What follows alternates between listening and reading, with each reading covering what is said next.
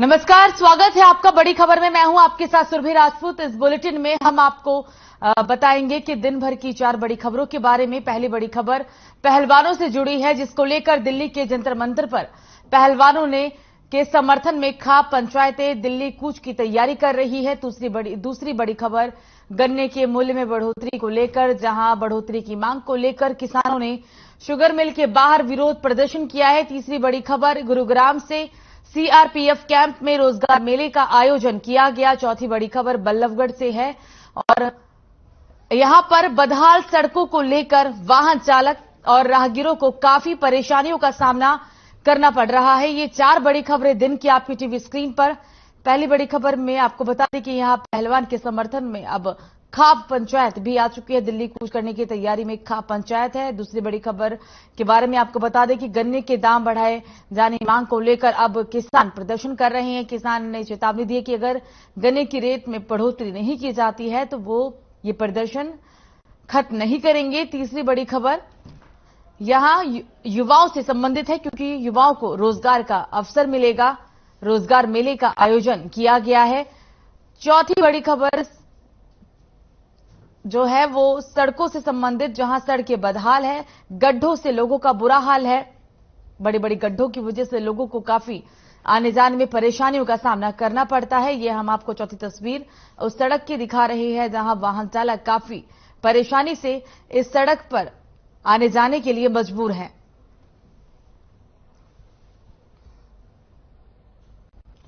तो दिल्ली के जंतर मंतर पर धरने पर बैठे पहलवानों के समर्थन में हरियाणा की खाप पंचायतें दिल्ली कूच की तैयारी कर रही है। खिलाड़ियों के समर्थन में हरियाणा की खाप पंचायतें दिल्ली कूच की तैयारी कर रही है। खापों ने सरकार को सीधे रूप से चुनौती दी है कि कुश्ती महासंघ के अध्यक्ष पर एफआईआर दर्ज हो और सरकार उनको तुरंत बर्खास्त करे।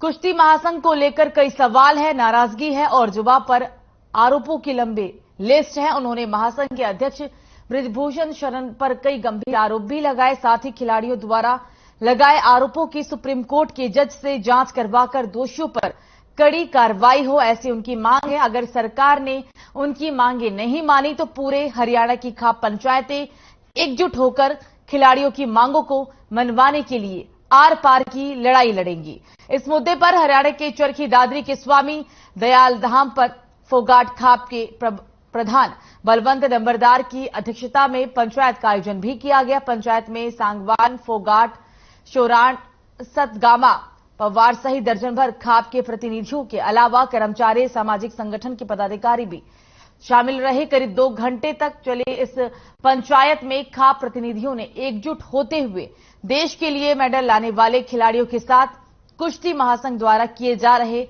अत्याचार की घोर निंदा की है। तो अब ये पूरा मामला लगातार तूल पकड़ता हुआ जा रहा है, क्योंकि खाप पंचायतें दिल्ली कूच करने की तैयारी में है।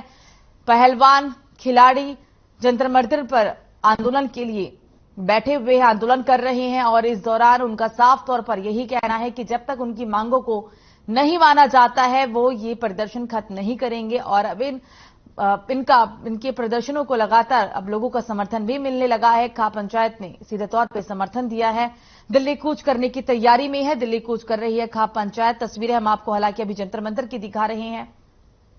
खिलाड़ी प्रदर्शन कर रहे हैं और उन्होंने साफ शब्दों में कहा है कि सरकार से उनकी कोई नाराजगी नहीं, लेकिन उनकी मांगों को माना जाए। जो WFI के अध्यक्ष हैं बृजभूषण, उन्हें इस्तीफा देना होगा, उन्हें हटाना होगा पद से और उसके बाद ही वो अपना ये प्रदर्शन खत्म करेंगे।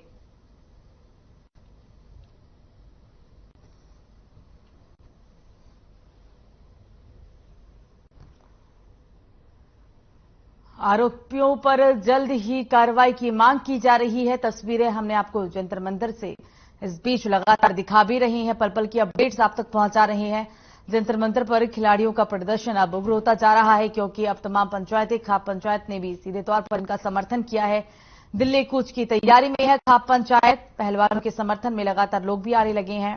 बबीता फोगाट ने भी ट्विटर के जरिए उन्हें अपना समर्थन दिया। उन्होंने कहा कि मैं अपने खिलाड़ियों के साथ हूं, सरकार पर पूरा भरोसा करती हूं कि जल्दी ही उन्हें न्याय मिलेगा। इस दौरान खिलाड़ियों का कहना है कि जब तक WFI के अध्यक्ष यानी कि बृजभूषण को बर्खास्त नहीं किया जाता, उनका इस्तीफा नहीं लिया जाता, तब तक वो ये प्रदर्शन खत्म नहीं करेंगे।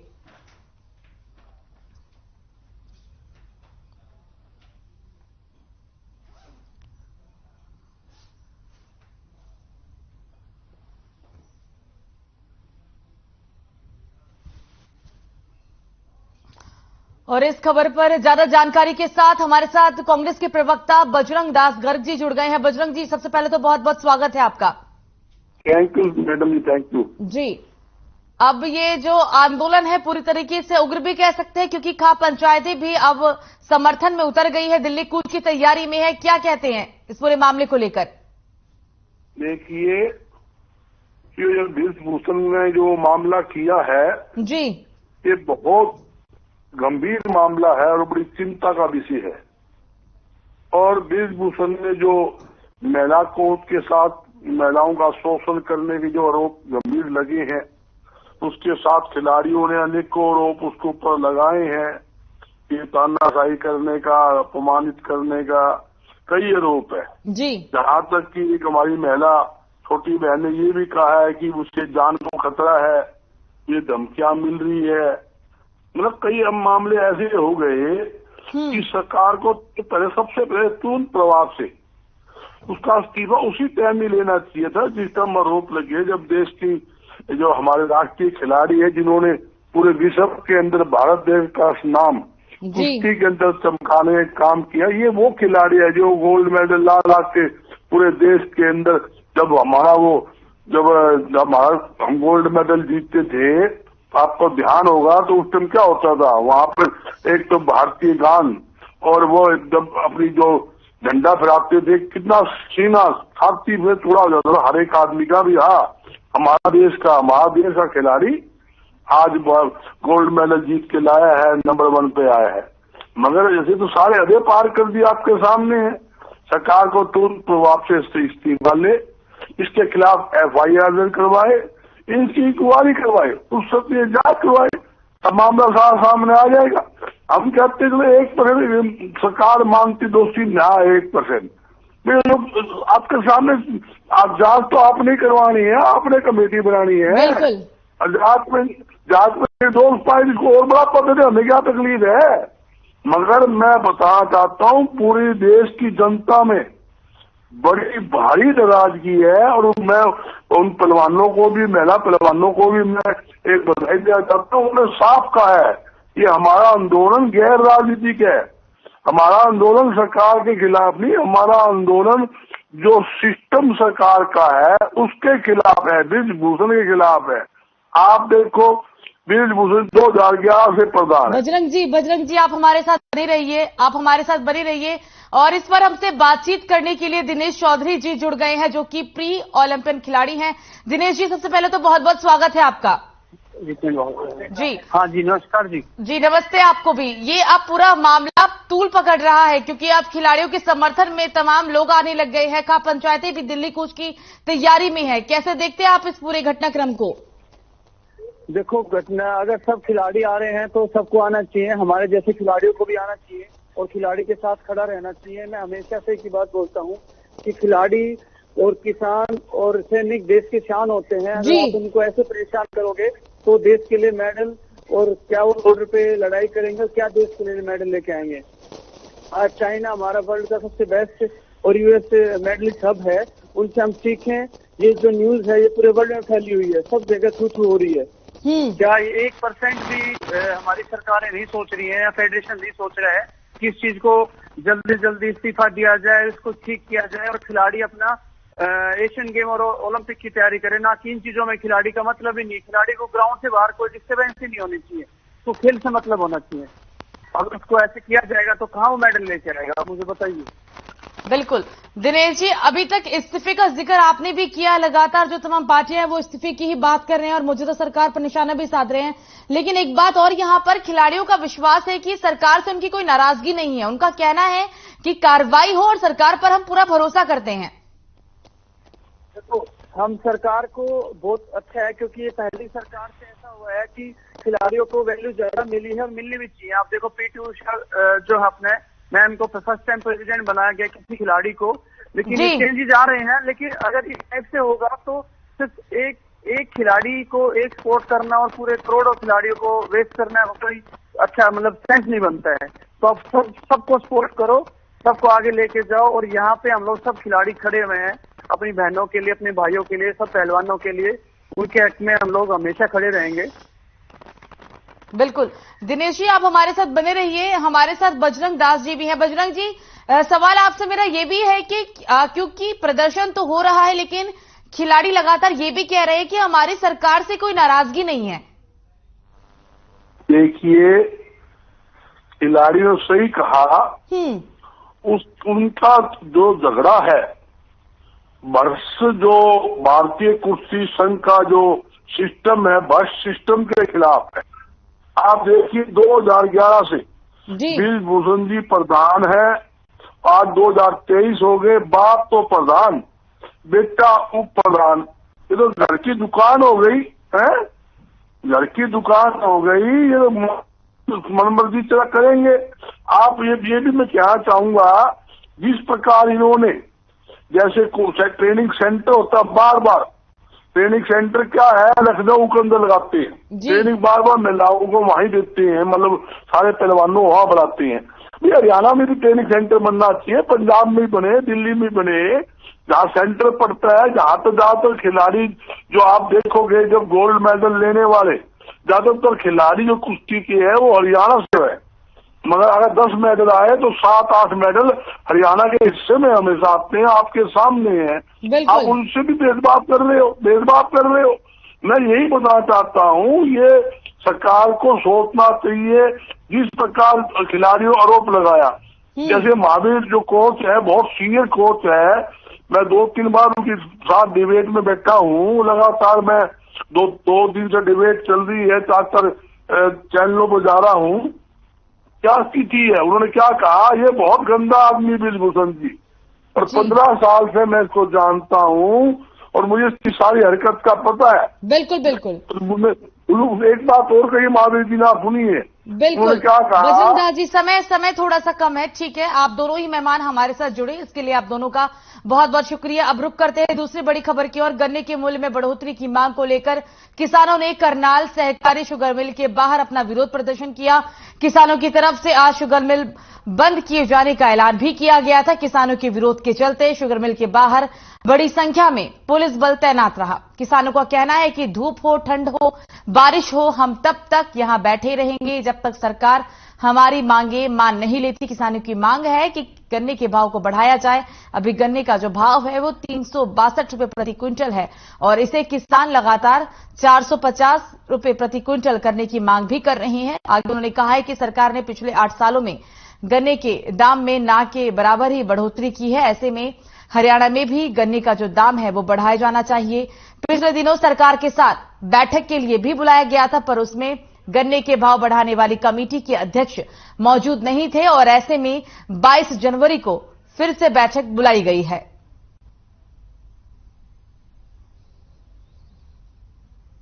तो आप ये शुगर मिल के बाहर के विरोध प्रदर्शन की तस्वीरें देख रही हैं। किसान इकट्ठे हो चुके हैं, उन्होंने शुगर मिल भी बंद कर दिया है। ये अनिश्चितकालीन धरना प्रदर्शन है और आपको बता दें कि लगातार जो ये अब प्रदर्शन है वो बढ़ता जा रहा है, क्योंकि किसानों का साफ तौर पर कहना है कि जब तक सरकार उनकी मांगों को नहीं मान लेती, क्योंकि किसानों का कहना है कि 8 साल में सिर्फ ना के बराबर गन्ने के दामों में बढ़ोतरी हुई है।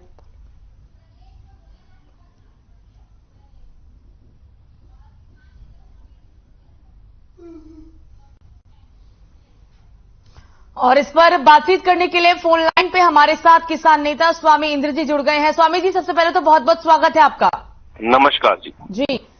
पूरे प्रदेश में अब किसान अपनी मांग पर अड़े हुए हैं। उनका कहना है कि जब तक सरकार हमारी मांगों को नहीं मानती तब तक हम ये प्रदर्शन खत्म नहीं करेंगे। उनका ये भी कहना है कि 8 साल में जो गन्ने के दामों में बढ़ोतरी हुई वो सिर्फ एक ना के बराबर थी, एक दिखावा था। क्या कहते हैं? देखिए, जब हरियाणा प्रदेश और केंद्र के अंदर बीजेपी सरकार आई, उस समय प्रधानमंत्री नरेंद्र मोदी ने ये कहा था कि किसानों की आय 2022 में दुगनी हो जाएगी जी।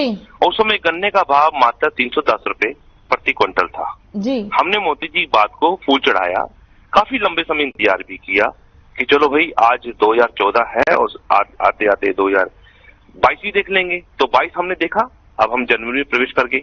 और इस समय ऐसा हुआ, पहली बार हुआ कि अंधेर नगरी चौपट राजा, कि प्रदेश का किसान, देश का किसान गन्ना उगा रहा है, अपना उत्पाद लेके मिल में जा रहा है, उसको पर्ची 0 रुपए की दी जा रही है। डबल तो करना दूर, इन्होंने मूल्य 0 का डाला। जब किसानों ने विरोध किया तो इन्होंने पुरानी पर्ची का रेट हमें दिया। किसान बोल रहा है कि भैया आप सरकार में आए तब तेल डीजल का भाव 35 रुपए लीटर था, आज डीजल आपने 3 गुना हो गया, 100 के पार हमने देख लिया डीजल को। तो ऐसे में आपको लगा, पता होना चाहिए कि किसान की इनपुट कॉस्ट बढ़ी है। सरकार पहली दफा भारत के अंदर किसान को सरकार भाव देने को नहीं राजी, भाव नहीं देना चाहती, क्योंकि सरकार की सीधी पैठ पूंजीपतियों के साथ हो चुकी है। उसका उदाहरण आपको मैं हरियाणा में दूंगा। हरियाणा के अंदर एक मिल है पिकाडेली मिल। पिकाडेली का मिल का मालिक कार्तिक आज सांसद बन चुका है, राज्यसभा में जा चुका है।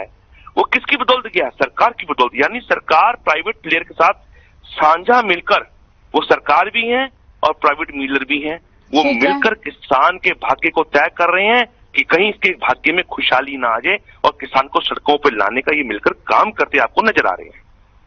मतलब ये सरकार सिर्फ किसानों को परेशान कर रही है।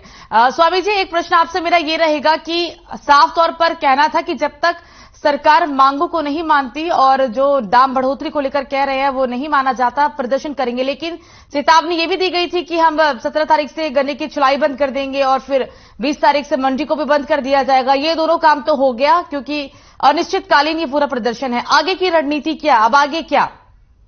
देखिए, मैं एक बात क्लियर बता दूं, किसान कोई आंदोलन नहीं करना चाहता। हमने अपने परिवार पालने, बच्चे पालने, देश का पेट भरना है और देश की सीमाओं की रक्षा करनी है। एक बेटा देश की सीमाओं की रक्षा करता है, दूसरा बेटा देश का पेट पालने का काम करता है।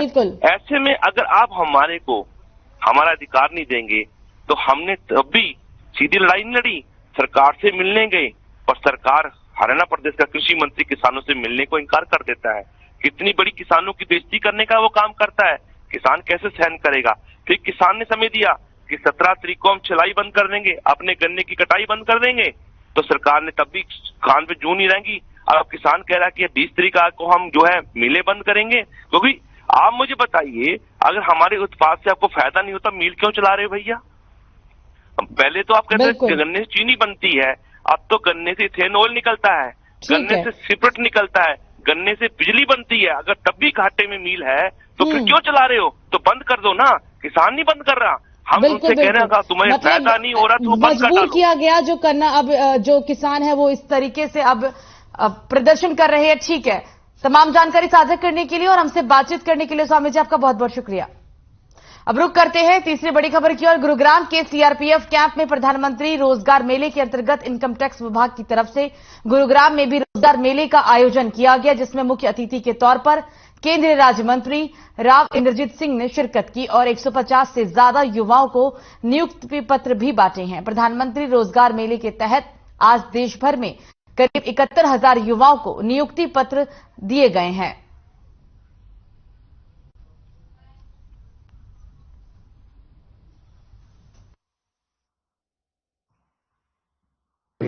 यहाँ गुड़गांव के अंदर सीआरपीएफ कैंपस के अंदर इनकम टैक्स विभाग की तरफ से ये कार्यक्रम आयोजित किया गया है।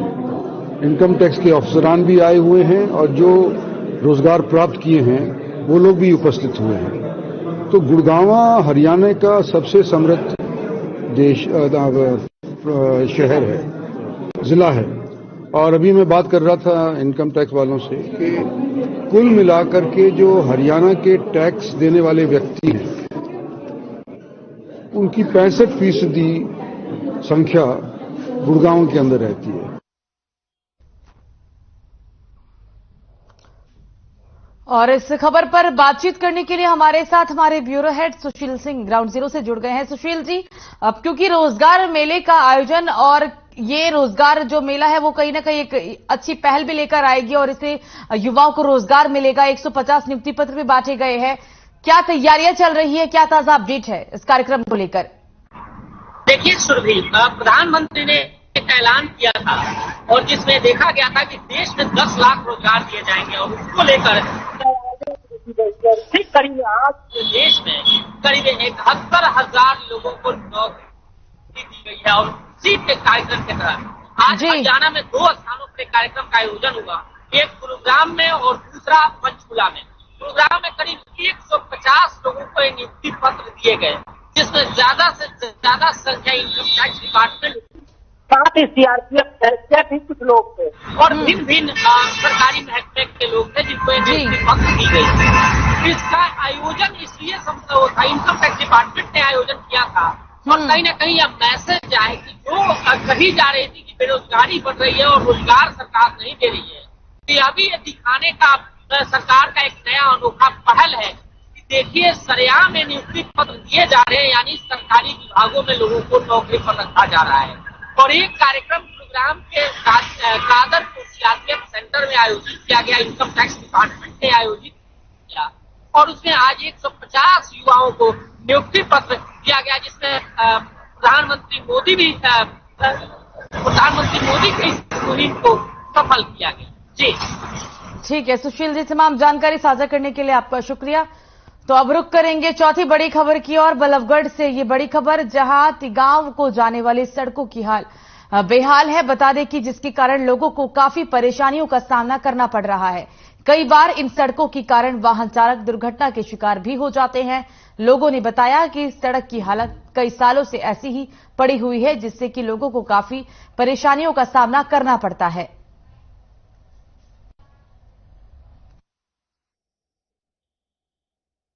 बल्लभगढ़ से तिगाम रोड बोलते हैं इसको, और इस पे जेल भी है, जबकि इसका जेल भी है यहाँ पर। लेकिन लोग इस सड़क से इतने परेशान हैं कि बिल्कुल जर्जर हुई पड़ी है सड़क। जहां देखो गड्ढे, बाइक वाला आता है तो बेचारा साइकिल वाले सारे गड्ढे में गिर जाते हैं। कई बार पानी भर जाता है, पानी को निकासी नहीं है पानी की बिल्कुल भी इस रोड पे, बिल्कुल भी इतना बुरा हाल हुआ पड़ा। कम से कम 3-4 साल से तो मैं देख रहा हूँ उसको, क्यों हम इधर आते जाते रहते हैं, तो 3-4 साल से इसकी हालत बहुत जर्जर हुई पड़ी है। मेरा नाम गुजरात मझावली गाँव, मझावली रोड पूरा इतना टूटा हो रहा है। ये सरकार कुछ नहीं कर रही, खाने पीने की सरकार है, ये मैं दावे के साथ में कहता हूँ। इस सरकार से इतना है, बस घर में बैठ जाते हैं, इतनी पब्लिक परेशान है, रोड इतना टूटा पड़ा है, कोई भी रोड नहीं बन रहा।